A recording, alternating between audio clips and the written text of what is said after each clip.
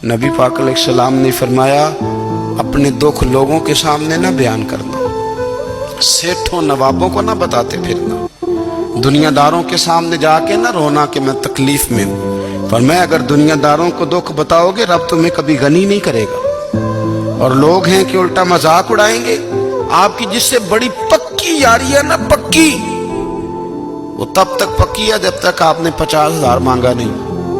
और जिस वक्त आपने कह दिया कि मैं मजबूर हूं मेरी मदद कर, तो फिर खत्म हो गई दोस्ती। लोगों के ताल्लुकात आपके साथ तब तक हैं जब तक आप उनसे कोई जरूरत वाबस्ता नहीं करते। करीम आबू फरमाने लगे, बंदों के सामने दुख ना बयान करना, अल्लाह तुझे कभी गनी नहीं करेगा। तू अपने दुख अपने रब को बता, तू दुआएं मांग, तू उसकी बारगाह में हाजिर हो, तू उसके हुजूर अर्ज कर।